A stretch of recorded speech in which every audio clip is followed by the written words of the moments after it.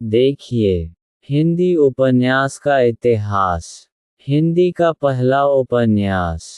हिंदी के पहले उपन्यास के संबंध में विवाद है। यह विवाद पंडित गौरी दत्त के देवरानी जेठानी की कहानी 1870, मुंशी ईश्वरी प्रसाद और मुंशी कल्याण राय के वामा शिक्षक 1872, श्रद्धाराम फिल्लौरी के भाग्यवती 1877, लाला श्रीनिवास दास के परीक्षा गुरु 1882 आदि उपन्यासों को लेकर हैं। अधिकांश विद्वानों के बीच मतभेद भाग्यवती और परीक्षा गुरु को लेकर है। एक मत के अनुसार 1882 ईस्वी में लाला श्रीनिवास दास द्वारा रचित परीक्षा गुरु हिंदी का पहला उपन्यास है। दूसरे मतानुसार हिंदी का पहला उपन्यास श्रद्धाराम फिल्लौरी द्वारा रचित उपन्यास भाग्यवती को मानना चाहिए। यह उपन्यास 1887 ईस्वी में प्रकाशित हुआ, हालांकि इसका लेखन संभवतः 1877 ईस्वी में हो चुका था। अब यह माना जाता है कि परीक्षा गुरु ही हिंदी का पहला उपन्यास है। इस निर्णय के पक्ष में दो तर्क दिए जाते हैं। पहले तर्क अनुसार किसी रचना का काल निर्धारण उसके प्रकाशन वर्ष से ही हो सकता है, न कि लेखन वर्ष से, क्योंकि साहित्य वस्तुतः तभी साहित्य बनता है जब वह पाठक तक पहुंचता है। इसलिए परीक्षा गुरु काल की दृष्टि से भाग्यवती से पहले हैं। दूसरा तर्क ये है कि भाग्यवती में आदर्शात्मक और उपदेशात्मक मानसिकता अधिक है, यथार्थवादी मानसिकता नहीं के बराबर नजर आती है। दूसरी ओर परीक्षा गुरु में भी सुधारवादी मानसिकता मिलती है, पर इसके बावजूद इसमें आधुनिक मानसिकता के तत्व भी दिखाई पड़ते हैं। अतः परीक्षा गुरु ही हिंदी का पहला उपन्यास माना जा सकता है।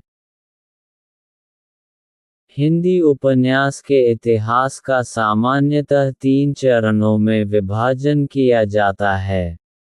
हिंदी उपन्यास के इतिहास का सामान्यतः 3 चरणों में विभाजन किया जाता है। पहला प्रेमचंद पूर्व उपन्यास, दूसरा प्रेमचंदयुगीन उपन्यास तथा तीसरा प्रेमचंदोत्तर उपन्यास।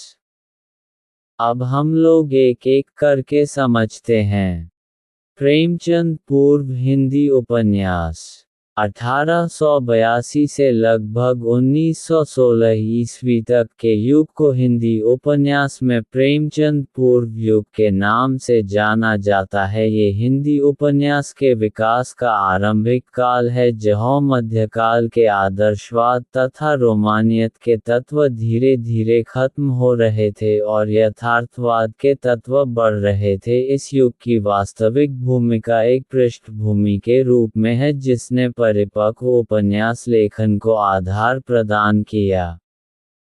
इस समय 3 प्रकार के उपन्यास लिखे गए। पहला सुधारवादी उपन्यास, दूसरा मनोरंजनपरक उपन्यास तथा तीसरा ऐतिहासिक उपन्यास। पहला सुधारवादी उपन्यास। यह उपन्यास मूलतः धर्म सुधार तथा नवजागरण आंदोलन की प्रेरणा से लिखे गए हैं। इन्हें लिखने वालों में मुख्यतः भारतेंदु मंडल के कुछ लेखक व श्रद्धाराम फिल्लौरी जैसे तत्कालीन लेखक शामिल हैं। इन्होंने सांस्कृतिक, सामाजिक पतन व उससे बचाव के उपायों पर काफी लिखा। इसके अतिरिक्त भारतीय नारी व हिंदू जीवन शैली जैसे विषय इन उपन्यासों में प्रमुख रहे। इन रचनाओं में यथार्थवाद का तत्व कम है और आदर्श व उपदेश के तत्व हावी हैं। औपन्यासिक संरचना की दृष्टि से इनका महत्व बहुत अधिक नहीं है।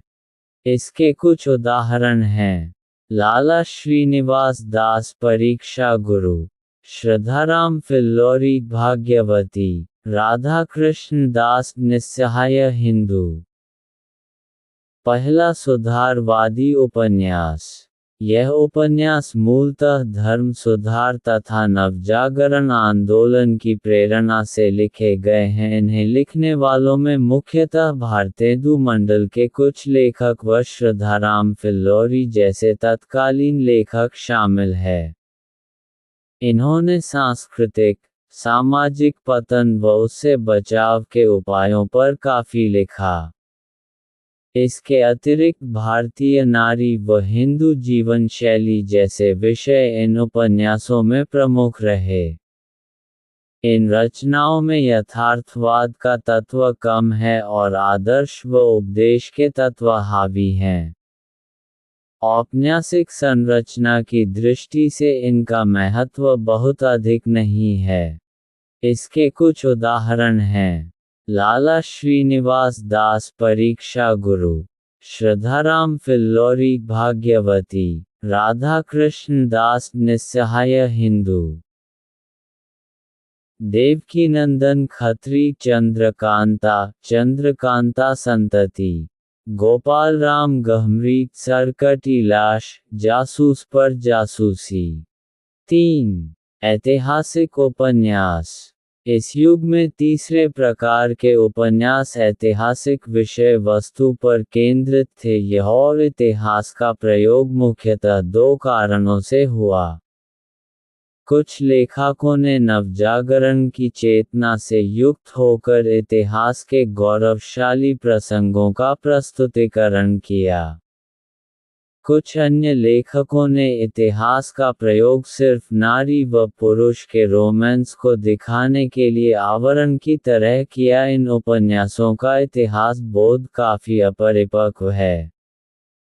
इनमें ऐतिहासिक तथ्यों की संरचना काफी ढीली ढाली है। इनका महत्व सिर्फ इसलिए है कि ये उपन्यास के इतिहास के प्रारंभिक काल में रचे गए, न कि इसलिए कि ये विशेष गुणवत्ता धारण करते हैं। ऐसे कुछ उपन्यास इस प्रकार हैं: किशोरीलाल गोस्वामी तारा, रजिया बेगम, आदर्श रमणी। प्रेमचंदयुगीन उपन्यास। प्रेमचंद का आगमन हिंदी उपन्यास के इतिहास में युगांतरकारी घटना है। प्रेमचंद से पूर्व जो उपन्यास लिखे जा रहे थे, वे अपने बाहरी ढांचे में तो उपन्यास थे, किंतु औपन्यासिक तत्वों और यथार्थवादी दृष्टिकोण के नजरिए से बेहद अविकसित थे। अभी तक का उपन्यास न तो समाज का चित्र बना सका था, न महाकाव्यात्मकता का स्तर छू सका था, और न ही शिल्प की दृष्टि से प्रयोगधर्मी हो पाया था। प्रेमचंद ने सिर्फ 20 वर्षों के अपने लेखन काल में हिंदी उपन्यास परंपरा में आमूलचूल परिवर्तन किया और देखते ही देखते हिंदी उपन्यास समाज का जीवंत दस्तावेज बन गया। पश्चिम में जो संक्रमण काल लगभग 125 वर्षों में फैला हुआ था, वह हिंदी में सिर्फ 35 वर्षों में पूरा हो गया। तो इसका सबसे बड़ा कारण था प्रेमचंद का आगमन। प्रेमचंद 1916 से 1936 तक लेखन कार्य किया। प्रारंभिक समय में वे नवाब राय के नाम से लिखते रहे। प्रेमा व वरदान इसी काल के उपन्यास हैं। इसके बाद उन्होंने बहुत से प्रसिद्ध उपन्यास लिखे, जैसे सेवा सदन, निर्मला, कायाकल्प, प्रेमाश्रय, रंगभूमि, गबन, कर्मभूमि और गोदान। गोदान उनका अंतिम पूर्ण उपन्यास है जो 1936 ईस्वी में प्रकाशित हुआ। इसके पश्चात उन्होंने मंगलसूत्र लिखना शुरू किया, किंतु उसे पूरा करने के पूर्व ही उनकी मृत्यु हो गई। इसी तरह के रोज़ाना वीडियो पाने के लिए चैनल को सब्सक्राइब कर लीजिए। Please subscribe this channel. धन्यवाद।